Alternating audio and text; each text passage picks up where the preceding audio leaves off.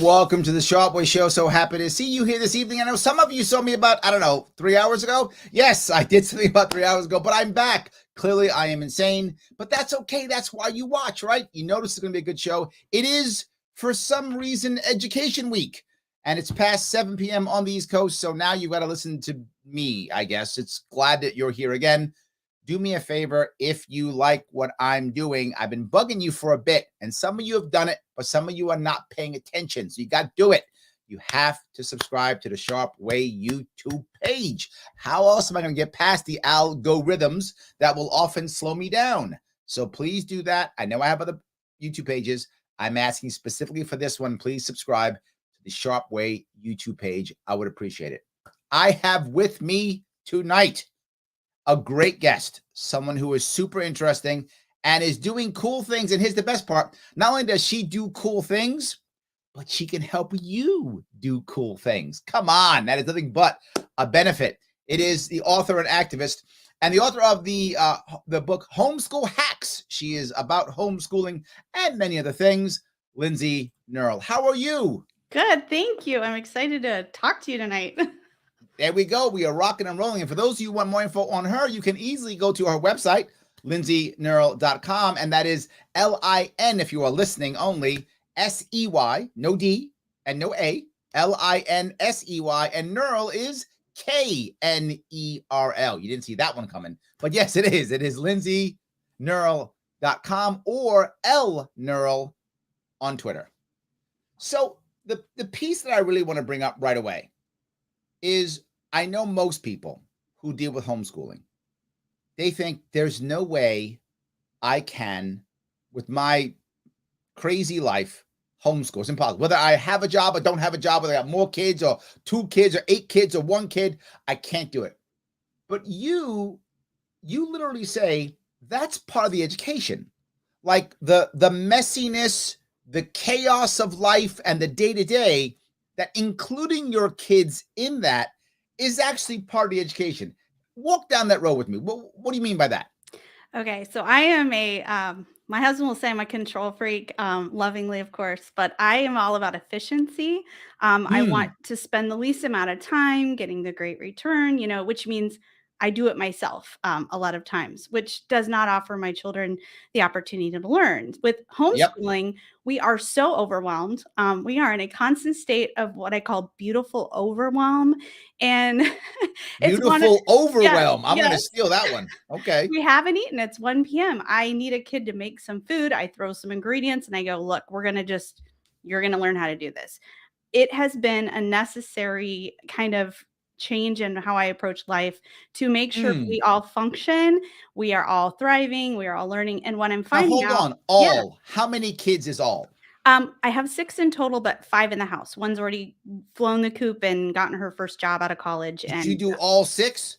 Yeah, always all homeschooled. I did 1 for like 2 years, and I was like, "Oh my God, the world's ending." Wow. Okay, so you got me beat. Keep going. I'm sorry, I didn't mean to interrupt. Yeah, no. So we just it's a lot of a mess. But that when I look back at the things that I thought were kind of a disaster, like, okay, I had planned to do this and then we ended up doing this. Those were the moments my kids learned. And it was kind of like a safe place to fail. Kids need to fail and they need to feel like the consequences for failing aren't going to be life ending, especially I'm going to say for young men. I have 5 boys at home, so I'm kind of in tune to kind of the societal things that they're dealing with, trying to be very careful so they don't mess up their futures.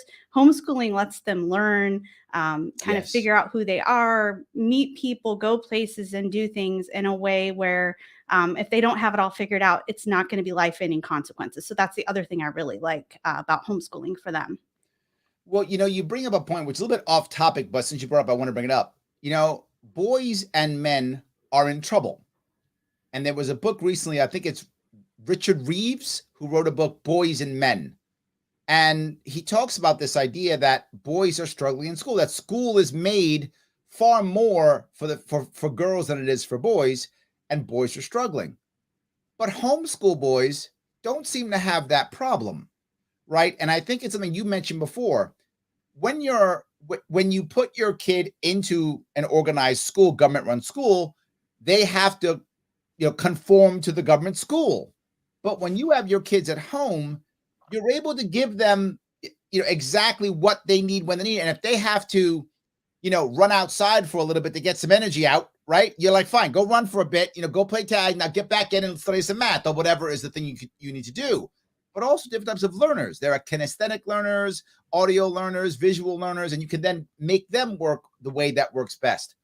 And I feel like what you're saying is going to help boys because you can kind of give them the piece they need. Am I in the right track here or no? Absolutely, and I'll say reading is a really good example. We had a couple boys who weren't even speaking until they were almost 3 years of age.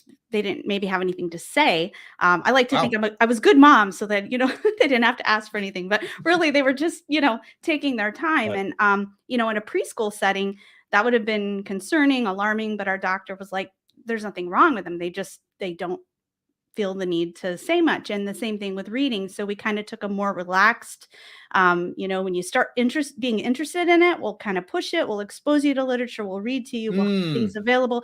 But I'm not going to sit down and make sure that by the end of this year, you're reading, because kids hate it kids just hate it. Well, the reason why I bring that up is because it's exactly what Richard Reeve says in his book. He actually advises starting boys 1 year later in school. That's his advice. His advice is start boys 1 year later and they'll be better. And you're basically saying, yeah, some kids shouldn't go into school at 5. Some should go in at 6. Probably some should go in at 4, right? Depending upon the kid, how they're, who they are and what's good for them. I would bet they could do either one. Definitely. And I'm someone who was reading it too. There So, we go. I'm not, every kid has to develop at their own pace because they're individual humans. And that's just, we see it with everything. And so to say you're starting on September 4th and you will read by, June 4th of the next year or whatever it is it's ridiculous. You could not do that in a controlled environment if you wanted to. And so we're passing kids along who really can't read because we have to stay on track. There's a social stigma if you get left behind. We redshirt our boys, and I know a lot of homeschoolers do kind of a redshirting or super senior, where they say, we want you out of here when you're 19 and you're legally an adult and you can sign a contract and you can do all the things, but I don't want you outside of my care before then.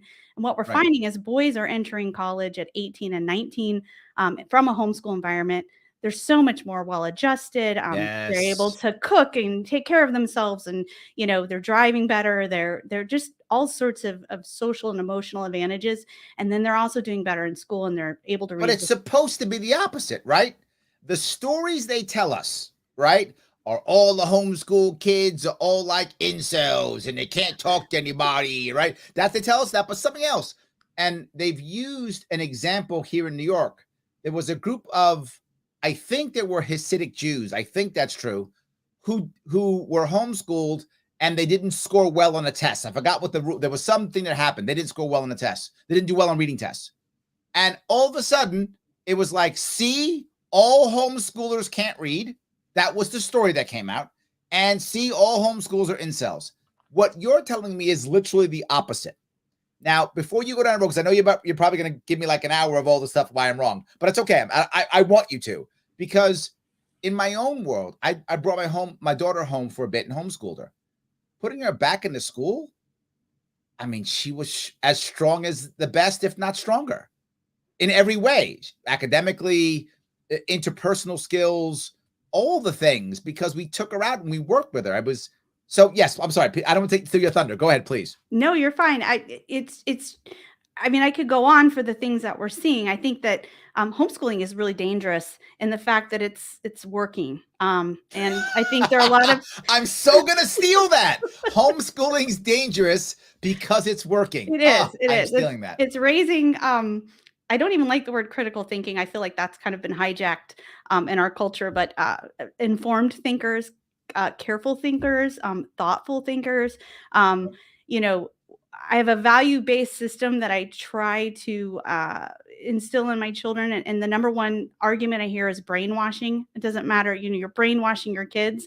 But my children are teaching me so many things and actually causing me to reconsider. I was at Freedom Fest in July. You were there in Vegas. I remember. And we walked past the ranked choice voting table with my 19-year-old. And I was kind of like, I haven't had a chance to think about this. I don't want to go, I'm just too much on my mind right now. And the guy started talking to me, very, very kind, sharing all this. And I was like, okay, I've heard it. And then my son said, Mom, here's what you value. Here's how this could help you meet your values. And he explained it to me in such a beautiful way based on what he knew about me as his mother, that I said, now I have to consider this. See what you did? Yeah. You ruined it. And it's that kind of relationship, and it's that kind of understanding of, if that's brainwashing, my child coming to me and getting me to kind of evolve in my thinking based on his age and the culture of kids his age and the things that are interesting to him as a young male at this time, if that's brainwashing, I would argue that we I'll work take on more each of that. other. Yeah, we work on each I'll other take more of that. equally. Yes. Yeah. But no, the funny thing is, for schools, for example, in New York, to claim someone else's brainwashing, I mean, pot, meat, kettle. Like, It's rich, wow. yeah. Oh my God. Wow. That is insane. But yes, they actually do say that. It sounds crazy. But this goes to my next piece, though. You've mentioned that homeschooling, and to be forward again, I've seen this too. So the things you've said as fact, I have also seen anecdotally in me and my own daughter. When you homeschool, you do have a deeper relationship with your kids, right? You see how they learn, you see what they think, but they also respect you. And they respect you, I think, and you tell me if I'm wrong here, for two reasons. They respect you for the knowledge and wisdom that you have, obviously, as an adult, right? But also when you can say, you know what, I don't know. Let's go look in the book because I don't know this thing that you're asking because I'm not a math teacher or whatever, or I'm not an English teacher or a history teacher or whatever, right? I'm not that. So let's go look in the book together and figure this out. Let's go online and let's Google it, right? What's the thing we're going to do? Let's go do that.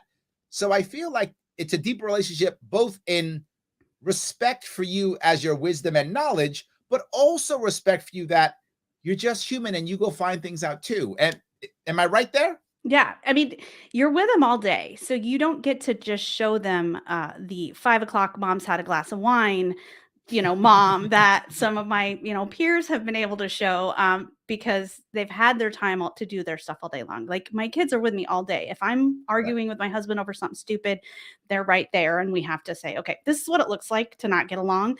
This is what it looks like to make up, and this is what it looks like to move forward. We had a lot of that during the pandemic, where everyone was just kind of like, we don't know what's going on. My kids saw us frightened, insecure.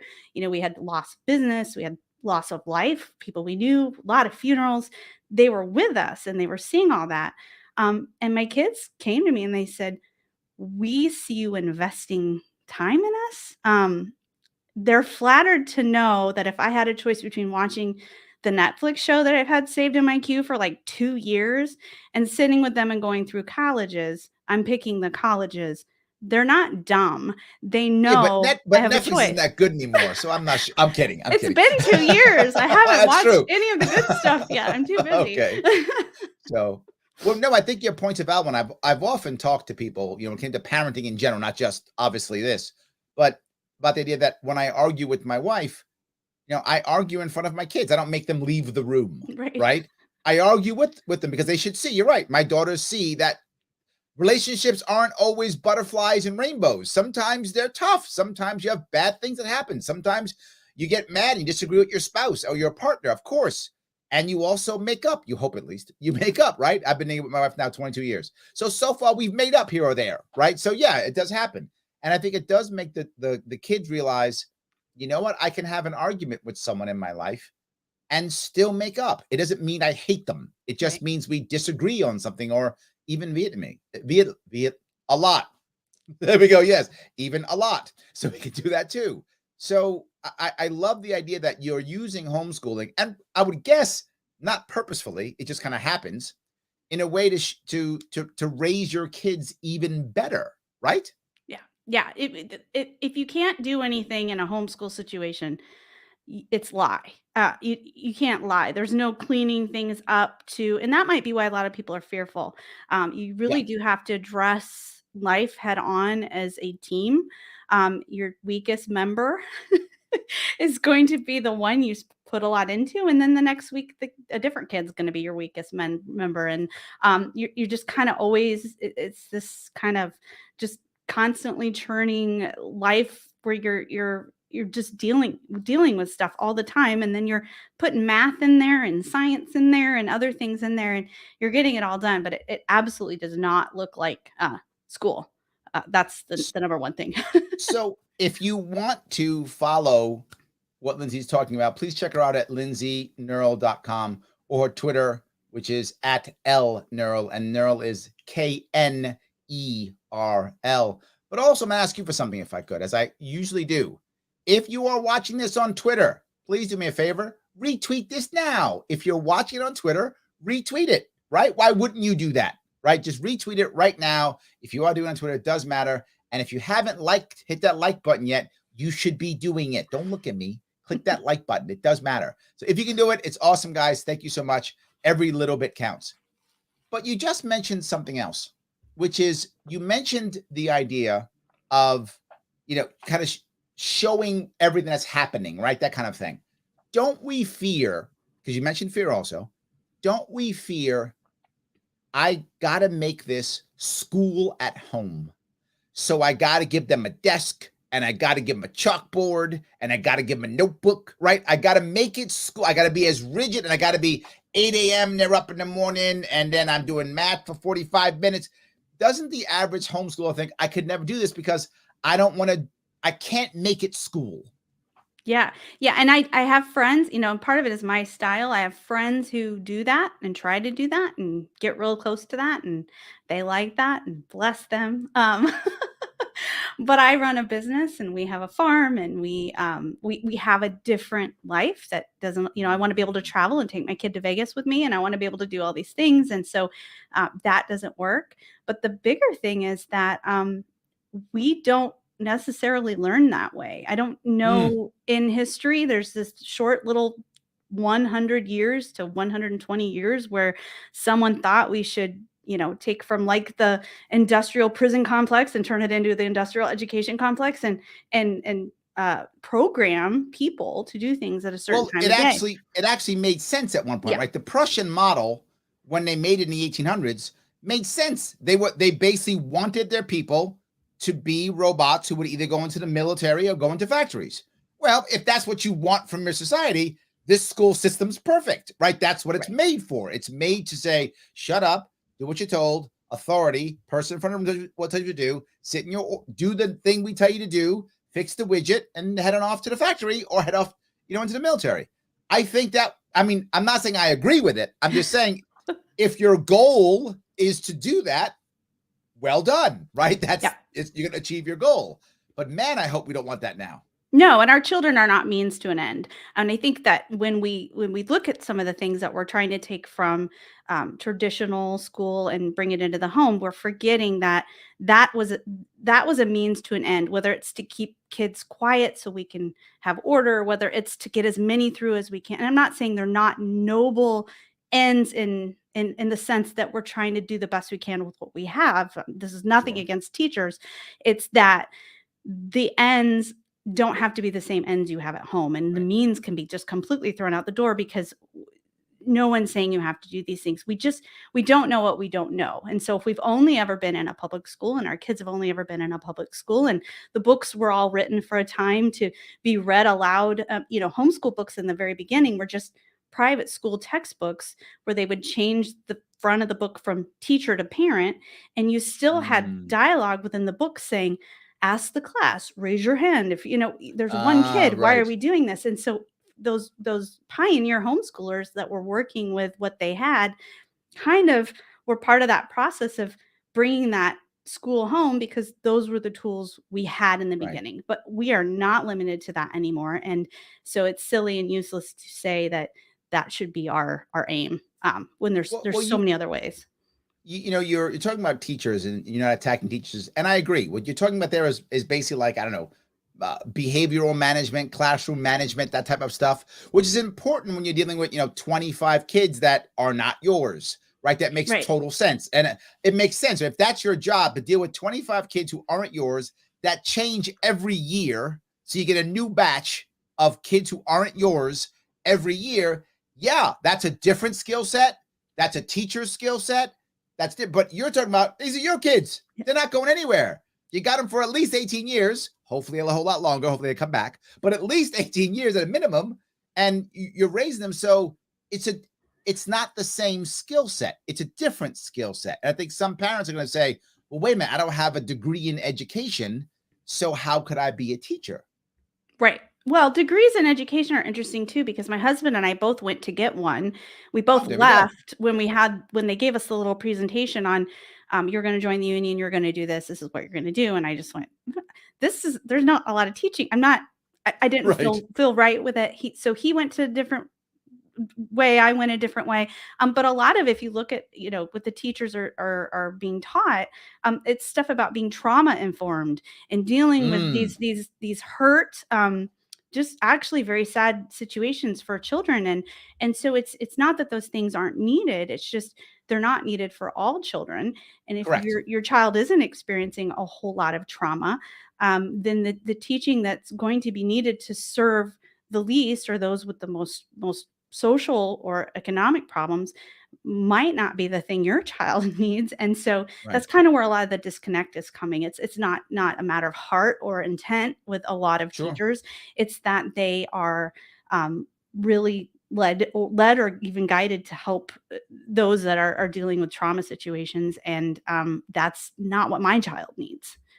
Well, the other thing you bring up is, and this is going to sound nuts because the average homeschooler believes this, I now have to know everything, right? But you're like, if you don't want to teach it, don't teach it, right? It's fine, right? Just there's so many resources that a homeschooling parent has now.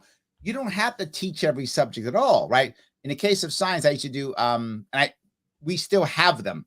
I'm sorry. I'm talking about science experiments. Yeah. We ordered science experiments for me and my youngest daughter to do, right? My daughter is no longer being homeschooled, and we still do them because I like them. That's cool. So we still do them. But that's the point. Like, I enjoyed that we did together. But you're right. We didn't have to, right? That wasn't required. But I wanted to do, experiments with my daughter to get to teach her and to let her experience science. But the other part you brought about life. During the summer, we put a small pool, a blow-up pool in our backyard. I live in Queens, so we have a tiny backyard, so you can't have a regular pool. My backyard is like as big as a postage stamp. So we put a small pool in the back, right? But of course, if you have a pool, you've got to use pH and whatever. So I use that as an example of life, how you use math, how you use volume. So it was really interesting to the point you were talking about earlier. I'm sorry, I went way off topic. No, that's great. What I meant was, a lot of the stuff she did was a video she would watch or a book she would read. A lot of it was, kind of almost like self-guided, right? A lot of that. So I think people shouldn't feel so, if their worry is, how can I teach everything? In my view, that really shouldn't be a huge worry, should it? I teach very little. I've Okay. always, the younger kids, they need more hand holding, and once they can read, they're kind of off to the races. We do a combination of, and this varies by child, using some private schools that have their live online courses that we can pay and access, to college courses. So some of the small liberal arts private schools allow for cheap or free classes for students. So they're getting Wow. that dual enrollment. They're building up credits as they're taking high school classes. We do distance learning. We do, where you're reading the book and you're writing the things out. Yep. Every single way possible, DVDs, you name it. Again, I work full time and run a business, so I don't have hours just to stand there and teach. I'm more of a coach or a facilitator or, guidance counselor. I'm the administrator of our school, and my husband does a lot of like the hands-on when they come in with the math and they go, I don't know what this is. They go to him. So we have our roles, but as far as the standing there and going, okay, this is how you do this and this is how you do this with the white, That's all distance, DVD, or reading from a textbook, self-directed, Yep. and it's worked great. We've had no issues, no issues. Yep. And we split it up with my wife and I too. We're both entrepreneurs, but my wife's much more of a stay-at-home mom. She's the primary caregiver, I would say, caregiver. But when we did the same thing, like certain things I was better at, I would do history and some math, some science. My wife was better at English than I am. I couldn't remember the word vehement. So yes, clearly better at English than I am. So she would deal with those issues and other things she'd drop in and out on those things. So I agree. I think it can work if you want to do it, but you teach what you can and what you can't, it's okay. And you can bring in a tutor if you have the money, or a family member if you have the money, or a neighbor, or join a community if you have that. I mean, not all people have communities of homeschoolers, but if you do, you might have a brilliant scientist in your homeschool community who could teach all the sciences. I mean, that's possible too. So I think you won't know until you actually try, if that makes any sense. Yeah, and every year there's some new business or some new entrepreneur or some new group, or I mean, you can't even keep track of all the micro schools and the co-ops and the different things that are Yes. happening, or teachers that are leaving and Well, you tutoring can't do that in New York State, by the way. It's against the law in New York State. to do co-ops, or I forget. Co-ops, micro schools, Oh, that's right. But pods, you all can illegal. supplement, right? So as long as you're registered with the whatever, you That's fill your correct. requirements, and then you get your real education. No, I'm Yes, kidding. but you can't call it a pod or a micro school. You can't call it that because you're going to get in trouble. So you can't do that because New York makes sure that they will brainwash all of you. Yes. So you will be brainwashed. Don't try not to be brainwashed. I'm taking you. Let me grab a couple of comments if I could. Valerie says, Merry Christmas, Larry. Oh, thank you. Merry Christmas to you too. James, of course, goes Happy Festivus. Happy Festivus to you. Patricia says, the insanity in me recognize and treasures the insanity in you. Oh, thank you. This is a little bit out of topic, but I'll bring it up anyway. James says, out of curiosity, would you be in favor of cutting property tax for people who don't have children as they don't need to use the schools? The issue is, to be forward, school tax in New York, and this is for New York specifically, I don't know how it works in other states, about half of property tax goes to schools. So I had already discussed the plan to fund schools through a separate fund that comes out of big business and, of course, big banks to make a very simple but easy investment for them to create a fund similar to what they do in Norway and Singapore, and that would pay directly to each school district. And as long as you register your kid in the district, the money goes to the district. Now, what does that mean? No need for school tax in the property tax code. So it'd only be property tax. Would I like no property tax? Of course. But I'd like to first just cut school tax out of property tax, period, so it would matter. So that's step one. The second piece of that, and you might like this, Linsey, I don't know if you know that, my plan is that whatever money you get, there's a $6,000 credit you get if you want to either homeschool your kid or private school them. So you get a credit. So if you want to say, for example, purchase all those cool things for your kids, you get a $6,000 credit to purchase things, right? If I want to buy this, I want to have a tutor, whatever the case may be, you get a credit to do that to make it easier for you to homeschool your children or to put them in private school, put them in a pod or a micro school, whatever works best for you. So that was my entire plan at that point, to give them a credit also on top of it, which would still save money. So I hope that was clear. A little bit off, but I just wanted to cover that because he asked. So that's all. All right. If I grab a couple more of this, let's keep going here. Shelly says, I have 20 homeschooled nieces and nephews from 2 sisters, big homeschools. Wow.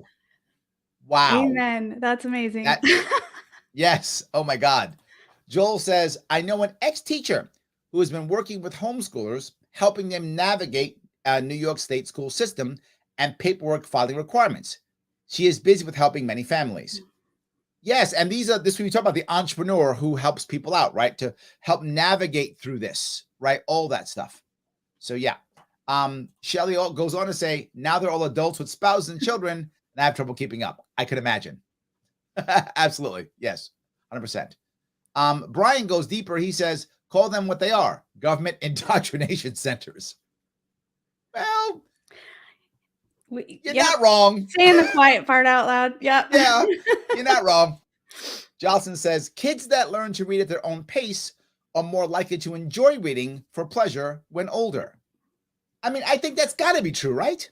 Yeah, I had a child that didn't learn to really read. And when I say learn to read, I don't mean this sounding out the words painfully Mm, so that by the time they get to the end of the sentence, they have no idea what they just read because we're right. passing kids along and saying that's reading. And that's, I think, where we end up.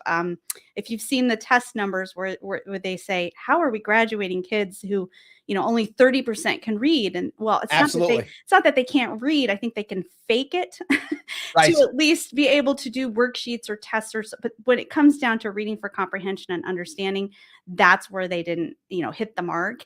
And I totally believe that if a kid is not reading for comprehension to where they can tell you back what they said and they understand it, they're not reading. That's not Right. reading. So I did have a child that did not hit that level of reading till almost 11. And Mm, inside I was panicking, but outside I was like, well, what's the worst thing that can happen? We're homeschooled. Are they never good? It's like when your kid's trying to toilet train. You think they're going to be 40 and still using a diaper. They're not, but you panic a right. little, right? So Yes. it was Yes. kind of Yes. that Yes. like, no, they'll get there. And with barring any disabilities, she did read. And Sure. her favorite book was like Dante's The Inferno, and she would sit down with the Wow. professors and talk about grapes of wrath, and she loved reading so much. And it's like we didn't discourage her from loving books because we just took a moment and let her kind of go in her own pace. But you cannot do that in a school system. Yeah. Not going to happen. So that would have Well, been you, a child that would have just not ever loved to read. and worse, the child would have been labeled the Yep. dumb kid. Yep. That's the worst part of the whole thing. Now you're labeled the dumb kid. You're not the dumb kid. You're just a different kid. Right. Right. Yeah. But they label you that. And if you get labeled that through society, you're going to act that way because that's what kids do. So Well, and think there's about, some go ahead. money in being labeled that way. I mean, let's be Yes, honest. there is. So Yes, it's there not is. like people are holding back if you get some extra cash for the kid that needs a little help. I mean, the funding system's a little topsy turvy too. So A little bit, like a lot, like a whole lot. But yes, but let's walk down that road for a second, right? The idea of special needs kids. This has also got to be scary, right? Because I think a lot of people who have special needs kids who are very challenging, like maybe someone who is on a child who's on the spectrum mhm. and they don't communicate well at all. Like some children, they can communicate relatively well, some can't, depends on where they are on the spectrum. If you have a child who does not communicate well at all and then becomes frustrated and become very aggressive or unhappy when they can't communicate, that kind of situation. I mean, to be forward, this may sound cruel, but I think it's forward. Some parents are putting their kids in school to give themselves a break, right? Because it's so challenging to deal with your kid because there's such a special needs kid. It's difficult. But I would argue that you're probably going to do better if you can. I mean, not everyone can work, and depends on what your financial status is also, obviously, right? What you can do and how you can work. But if you can, you might get more out of your kid if you homeschool them than if you put them in a school. I mean, obviously, some special needs kids are going to require the socialization of that, and some aren't, right? But homeschooling gives you that opportunity, I think, to really see your kid progress at whatever level they should progress. Whether that's your kid tying their shoe, if that's a big deal for your kid, or whether that's your kid just communicating that they're hungry, whatever that thing is.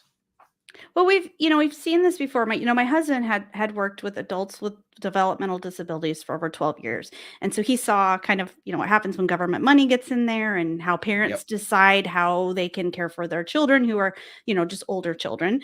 And it's a range. And just like in that environment, you have parents who maybe could have their child home and could be doing more with them and some that just can't, just Right. like you have services that are privatized that are much better services than maybe Sure.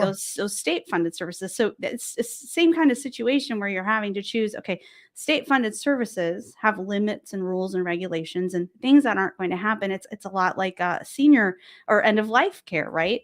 You put Yes. somebody in a state funded Medicaid paid home, it's not going to look like that Danish home that they have in Right. the eastern part, right? Where it's just like amazing. I'm like, can I go? I'd like to Right. spend a week in Exactly. the Danish home. But it's Absolutely. it's what you get when healthcare or anything else. You look at the privatized version of it, then you look at the state funded version, and it's just night and day. And I just think Absolutely. school is not a different conversation at all. We just, because our schools are our communities, it's where our kids play sports, it's where our kids do volunteer work.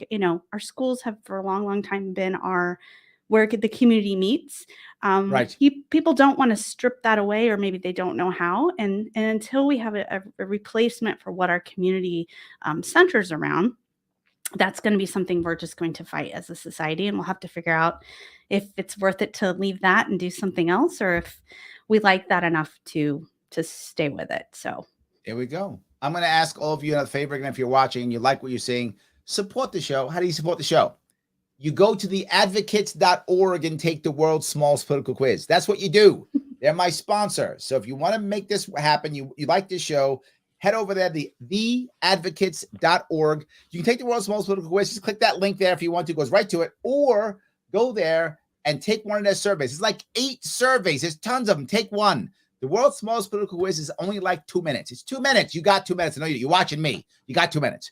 Take 2 minutes. Take it. And then share your results, and then everybody's happy. Or take one of the surveys. Very interesting. Share your results. Everybody's happy. It isn't that hard. Please do it. Support the show. And best part, free. That's right. Doesn't cost you a dime. Doesn't cost you anything. Just do it. Well, 2 minutes, but you got 2 minutes. You listen to me. You got 2 minutes. So please do it if you would. I would appreciate it tremendously. So I want to go on to another piece if I could. You know what? No, let me go to some more comments. The comments are popping up. I'm going to do some comments if I could. All right, let's see here. Valerie says, there are homeschooling groups that are willing to help you. I felt intimidated. My kids have graduated. Well, there we go. Joel says, government schools are designed to create worker drones. It's kind of true. It's kind of true. Yes. Patricia says, my friend's 5th grade son is fine in his class at school, but her 3rd grade son excelled when homeschooled and was doing 5th and 6th grade work. It depends upon the child. I think that is true, isn't it? Yeah. I mean, if you're asking if there's a difference in children, absolutely. I think that in our house, we chose consistency for the sake of consistency, and also we're rural. So we are not, we have one school to choose from. And if that doesn't work, that's your one school. So I have dozens of them. I live in New York City. Yeah. I have dozens. So yes, but yeah, I get where you're going. But I guess the other piece there though is, right, let me tell you my story, right? Even though usually I have much to choose from, when it comes to curriculum or when it comes to rules, I have my city overlords. And I guess the question now, let me tell you my story, then I'll ask my question. Let me ask the question first. Does someone need a trigger to start homeschooling? And I did. Now, the funny part is, I guess I'm lucky in a way. I always supported homeschooling, literally for 5 years. When I ran for governor in 2018, I was still talking about supporting homeschooling. But I never thought I'd be a homeschooler. I never thought that. I thought, I'm never going to be a homeschooler. I live in New York City. That's never going to happen for me, right? That's not how it works. I got good schooling around here. I'll be fine. That's what I thought. I was wrong, right? But that's what I believed. When the lockdowns hit, they made my daughter's school a prison. And when I say a prison, I mean a prison. As she would walk to, if you can imagine New York City schools, they're just another big building on a block, right? They're not separate. It's a building on a block. It's a school, right? That's how it works. So they would have people outside waiting for my daughter to step on the curb. And once she put a foot in the curb, they would yell at her to put her mask on. Because you couldn't even be on the school property without your mask on. My daughter was 10. So put the mask on, going to school. All right, the world's like it. That wasn't enough for me. I was like, all right, whatever, it's fine. But then she'd go into school. They'd make her, before you go into school, walk on the sides of the hallway 3 feet apart. Because the virus knows if you're little, it only goes 3 feet. If you're adult, it goes 6. The virus is super smart. Like, it knows that. So 3 feet apart, masking, can't talk. No talking. You go into the classroom. All the desks are split apart with the stuff and the mask and the whole deal. Split apart. Windows are open for ventilation in the winter. So you got to wear your coat and your gloves in the classroom. Not joking. This is true. So then we go to lunch. Half the kids eat alphabetical, so they can't have their friends, they can't talk. Other class sit facing the wall until you swap after they eat. And I was like, literally prisoners in the prison system have more rights than my daughter. I pulled her out. So I'm done. I'm not sending my kid to prison. And the sad part is, and this, Lindsay, drives me crazy, the thousands of parents who happily acquiesced and sent their kids to prison, eagerly, voluntarily, and thought that I was crazy for not sending my kid to prison. So I'm sorry for my story, but that's why I homeschooled. Is that what should make somebody homeschool? Is it the trigger? Does that push somebody into going, I'm scared, but here's the trigger, I'll do it? So we all have our lines, right? In Nebraska, where we had very few schools closed and masking was mostly in hospitals, and you could still walk into a store, and for if it was a private place, and our line might have been when you put a mask on my kid. Right. So we could have looked at someone like you and said, what is Larry thinking? I'd have been like, out of there so fast. Right. So we all have our lines. You'd have thought I was crazy for accepting the mask. Right. We all have our lines, and they're shaped by our culture and the people that we spend time with, and they're shaped by, I think before this pandemic, we didn't ever think, I have to figure out what my lines are now. And also we didn't know there would be a line that would be like a mask. Like that didn't ever enter our imagination. But prior to a pandemic, I did have a lot of parents would say, my kid's being bullied. And then it was, my kid's been bullied mercilessly. And then it was like, my kid took their life because they were being bullied. Now that person probably felt like they needed to have a line. And what is the line? How many times are we bullied? How long do we wait for the school to fix this? For others, it's just, my kid isn't getting a gifted program anymore because they're spending all their money on, so parents don't they'd rather put their money in the football field than put their money into my kid. Right. Exactly. So we don't, as parents, like to think about lines. But if you're someone who conceal carries, and you have to think about, okay, what is it going to look like? What are the things that I would have to be in a situation? Conceal carry. I live in New York City. That you might as well say, so I pulled out my unicorn and I wrote it to school. Same thing. Okay, but people that go through these situations, like, what is the line, right? We don't like to do that for school because it involves our children. But when we see school shootings, we see parents rush to think about homeschooling and think, okay, we're not going to allow this. And then they put their kids right back in, and not much has changed. And so we know that that's not their line. They may say it is. The other thing is the line's always moving. And then what I tell parents is, you may have a trigger for getting your kid out of the school, but unless you have something that is good and beautiful and truthful and motivating for them for the rest of their lives, it's not enough to sustain you. You cannot do fear for 12 years of an education. You can't have a trigger be what you set your alarm to for 12 years of education. It's going to get you out if you needed like the push, but it's not the thing that's going to be like, I'm going to pull my hair out because I have this kid that I don't want to deal with, and I made a commitment. Now I have to do it. That trigger is not what's going to make you parent. And so the second you leave, you have to figure out, why are we doing this beyond that trigger? Otherwise, you see people just throw their kids right back in when the threat of whatever it is has passed, or it was never really a threat to begin with. They just, it was the thing to do. So, well, it's funny, I've thrown my kids into every school. My family is a member of the Greek Orthodox Church. So my daughters have gone to Greek school. My daughters have gone to public school. My daughter's been homeschooled. I've done all of the things. And I tend to do what you talked about. I just let my daughters choose, right? I was like, whatever you want. My daughter chose to go back to school, but she didn't want to go to public school. She wanted to go to Greek school. So she was in Greek school when she was little. She got tired of it. She wanted to go to regular school. I said, go to regular school. Then I put her into homeschool for a couple of years. And he's like, can I go back to Greek school? Yeah, go back to Greek school. So like, I let her go to either one. But the funny part was, she thrived the most at home. And when she went to Greek school, like she may go back to homeschool next year. Right. But she goes to Greek school and she's doing really well. And people always go, oh, your homeschool is she's doing great, because to your point, she's much more self-directed than the other kids are. Right. She's much, because she had to be when we were doing homeschooling. So yeah. Let me grab a couple of these other comments if I could. My kids are in grades 9 and 12. I wish I had fought harder to do more homeschooling. Sam says, schools are built and run similar to prisons. Yes. And we wonder why they fail. Homeschools are amazing and not prisons. He's right. Look at that. I don't think my homeschool's a prison. I hope at least not. I hope not. Yes. Jocelyn says, learning together was the best part of our family's decade of homeschooling. Jocelyn, I didn't know you were homeschooled for a decade. I had no idea. There we go. Yes. Lauren goes on to say, I'm so envious of your experience with the children. I divorced over these issues, among others.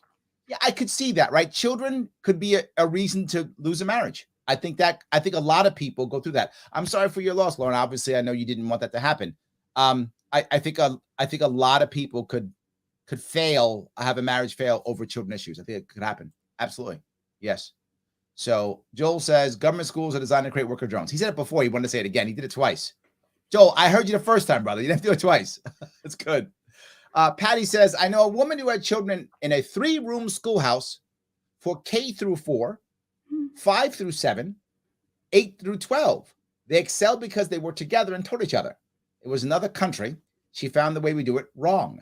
Oh, well, there we go. I like that. That's good. We just wrong. That's it. I love it. So I think a lot of people here are kind of on your side here. Like they're getting it, right? I think they're kind of getting it down. Yes. So Shelley goes on to say, biggest homeschool question, how do you teach languages? Solution, find someone who speaks said language?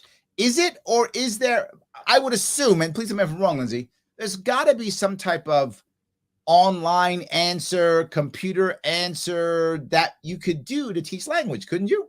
Isn't there one? I'm sorry. Yeah, I mean, how do we do it in high schools today? You take your Spanish or whatever. And I don't remember my Spanish 1 and 2 in high school, but I remembered the year I worked as a manager for Burger King, and I think I learned more Spanish in that year interacting with people who spoke more than one language than I did sitting in the classroom. So I think it's a combination of finding a teacher, but a teacher who's maybe lived in that country or has actually and have an immersive experience. We've worked it out with homeschool parents where I said, okay, you lived in Mexico City. Can my kid just come in and like hang out with you and you only speak the language to my son and kind of have your own immersion experiences? I think there's a place for both. And the homeschool community is getting very creative, and those entrepreneurs we talked about are coming up with tools. So there's a lot to look forward to. That's amazing. Robert says, my wife and I chose to homeschool due to our experiences we both had in school, which were educational at all. I think means he was not educational at all. Our children do really well without the schooling format. Sadly, New York makes it difficult. Robert is correct. They go out of their way to punish you. There is no funding for parents, even though we pay all the same taxes as everyone else. And the extracurricular activities are difficult to get homeschool children into. Yes, the schools will actually stop you. They'll make it hard. Like you can't join even though you're paying taxes. Yeah, New York's very bad. Thankfully, the 4-H in our area fills the gaps there. This is what you were talking about, Linsey. You're talking about the idea of kind of socializing via community, right? So that's how you make it happen. You socialize via community. And in this case, it's the 4-H or maybe something else. Yeah. I mean, we're in Nebraska, which you think it's somewhat conservative, but we're actually last in school choice out of all 50 states. We don't have charters. They're illegal here. And our schools do not have to allow students to use facilities or participate. It's up to each district. So we actually don't have the advantages of going to the school and using the resources. But what has happened is universities and colleges have stood up and said, we want to see homeschoolers come to our schools because we're seeing statistically they perform better in higher education.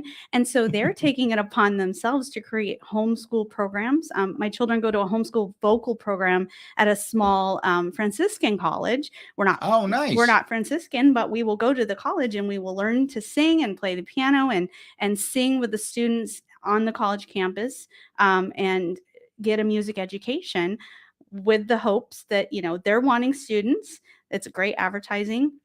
We want to learn how to sing, and it's all homeschool kids, and they're getting socialized, they're learning things. And, when we see whether it's private schools or private businesses come and fill in the gaps, it helps because we also don't get money for taxes, and we probably never will. And I don't know if I Yep. got it, I would trust it because I don't think they'd let me spend it on, trips. There'd be some strings attached. Trips to Yep. Freedom Fest or whatever. Yes. They're not going to let me do that. So, Yep.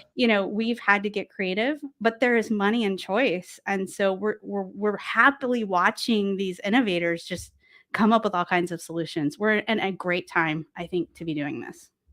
You say that. Well, hold that thought. I want to bring this up. Guys, if you like what we're doing here, then do me a favor, retweet this on Twitter. If you're on Twitter, retweet. Just click retweet. Put something cool like Larry Sharp is really good looking and just retweet that. That's all. I mean, it's true, but just retweet that. It's fine. Or, Linsey's super smart. Also true. So we've got 2 true things. Just put that up and it's all good. Do that. Life is good. But more importantly, if you actually want to follow what Linsey's doing, you can. LinseyKnerl.com. That's LINSEY, no D, KNERL.com. Or follow her on Twitter at LKnerl, KNERL. And you can follow her there. And you can get a book there too. If you want that cool book, the name of the book is called Homeschool Hacks. All the cool things you're hearing now, she's got more stuff in that book, even more. But something you may not know, she writes other books too. So check her out for that one. But if you go to Simon & Schuster and look under the author, you'll find a couple of books you could buy. But do the Homeschool Hacks one first. Then do all the other ones. It's all good. Make sure she makes some money so she can write another book. Otherwise, she might not write another book. And then it's your fault for not supporting her. See, so look in the mirror and cry. It's your fault. You shouldn't do that. Anyway, I'm sorry. I want to go to the part you mentioned, which is now's the time, isn't it? Like if you were thinking about homeschooling, if like you got a couple kids and you're thinking, should I not? Now really is the time. And I think it's time for two reasons why it's the time. One would be because there's a lot of resources now since the COVID lockdowns, right? A lot of people have come up to show a lot of resources. But 2, in my case, I did it for a couple years and then went back. No one's upset or they get it. They're like, yeah, of course, right, whatever. So if you do it and you hate it, or your kid hates it, or you're bad at it, or your kid, to Patricia's point, maybe your kid's not good at homeschooling, your kid's better in the school, no one's going to say anything. You did it for a couple years and you put them back. It's the COVID lockdown time, of course. Am I right? Yeah, I mean, we're going to be hearing this learning loss excuse for like 100 years. So just roll it up into that and call it a day. I like that. Yes, absolutely. We're going to roll into learning loss. What happened? Learning loss. Oh, okay. Yeah, it's fine. It's all good. Yes, absolutely. So Brian says, even before the Department of Education, I struggled in school. I was bored because I wasn't allowed to advance when I knew the subject matter. Brian, I got to tell you, the number of people who have been super successful with that story is crazy. All over the place, right? You quit because you're bored. And I think that's a key you bring up also. Linsey, you bring up the idea that each kid's different. So you can challenge each one separately, right? Yeah, no, definitely. And it's not just like grade level because we get really into this, like there's a joke where they ask your kids what grade they're in and they look at their mom, like, what grade am I in?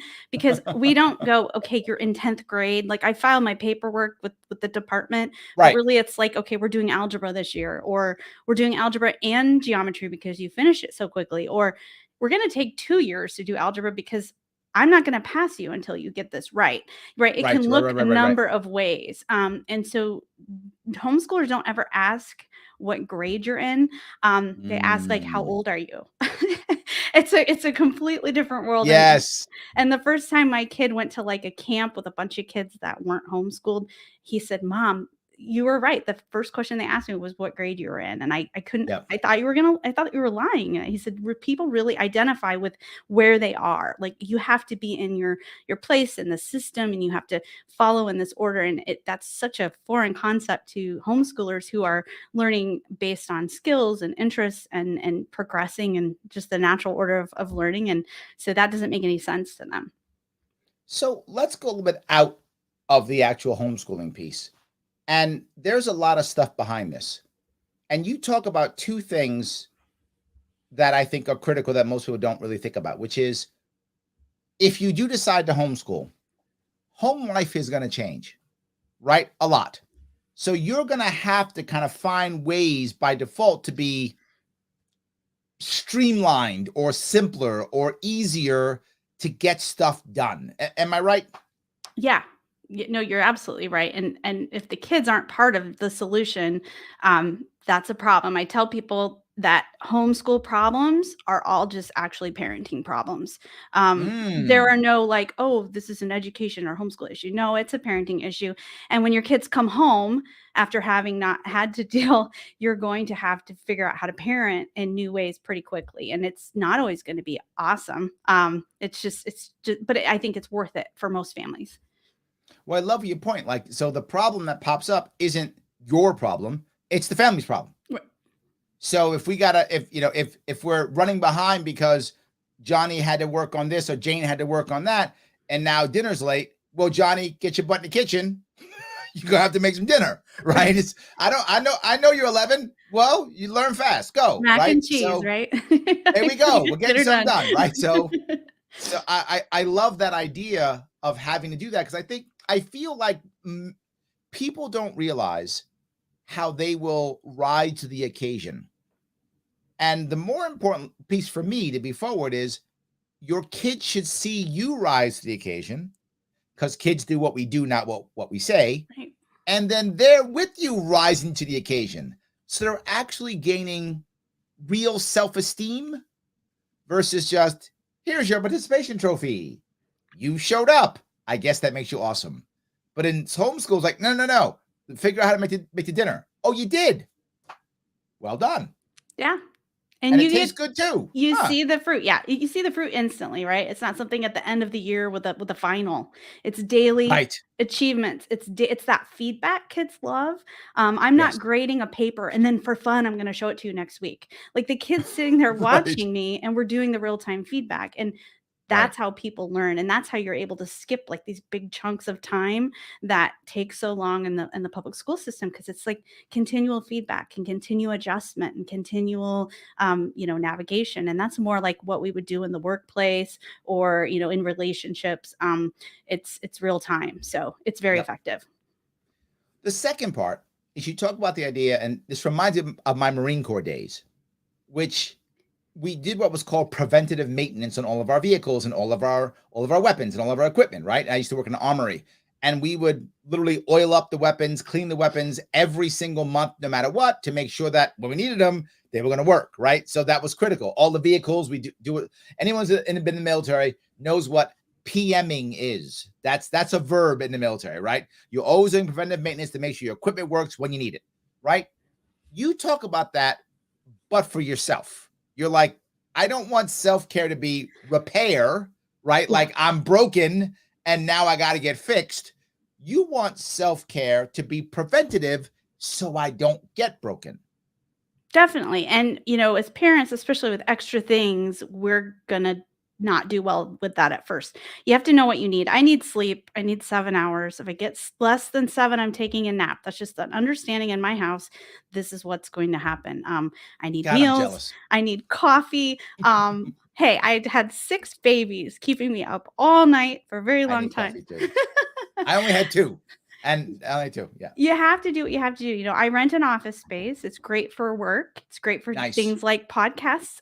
But it's also time for me to go work on that novel that I'll probably never sell or hang out and just listen to music. When you write a novel, you come back on the show. We'll talk about it and we'll push it. It'll be fine. Yeah. Oh, good.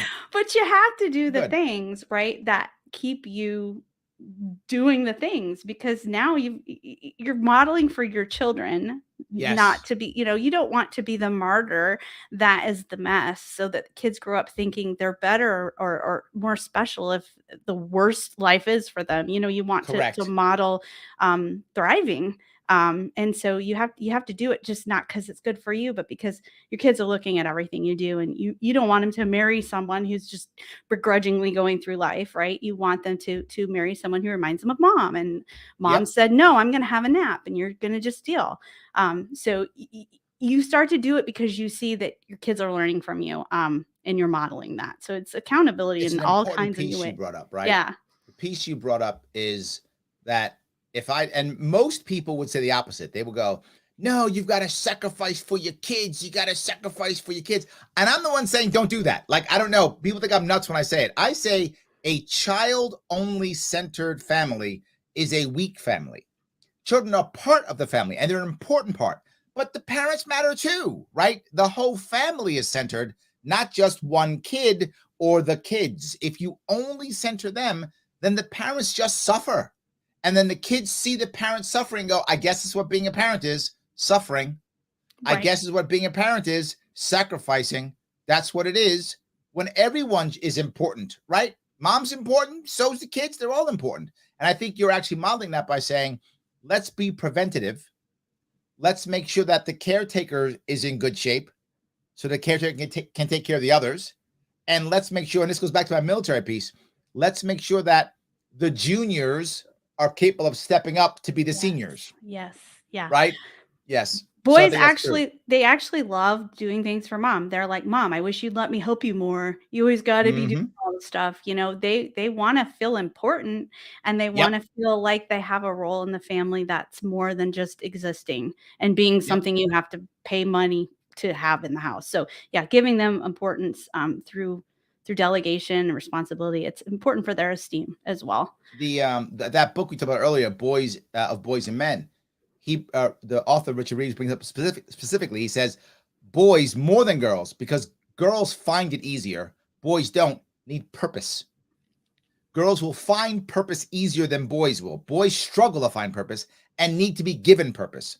Girls will eat more. Not every girl, obviously. I mean, all people are different, but by percentage, girls will more easily find purpose. Boys will struggle and become lost. So you got to give them purpose, which is maybe it's helping mom, maybe it's doing the laundry, maybe it's cooking, whatever. It's milking the cow, whatever. It's the thing. Go do the thing, right? There's your purpose. Do the Do the thing. thing. Yeah, that's Yes, and I right. think boys really need it. Yeah, I'm glad you said that because I think a lot of people don't see that, right? They think no, the kid just sits around, gets good grades until 18, and then goes magically to an awesome college, and then gets straight A's out of college, and Elon Musk hires him to be a billionaire, right? That's like kind of what we tell ourselves, right? But it's kind of not that.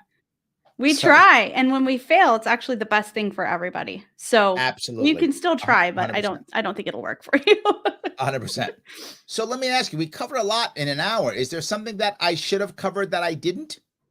No, no, I would just say that, in online, there's a lot of it feels like there are more people that, hate homeschoolers or think parents are too dumb, or you have Yep. to have some kind of that rises to the top, but it's not representative of what the real world thinks. I would, I guess, encourage anyone who's considering homeschooling, but maybe feeling like it's still a weird thing to do or that people don't, to like talk to a college admissions rep at like a nice small liberal arts school. And I would start with maybe the schools at like the CLT exams website. They have a bunch of schools that Mm, accept the CLT.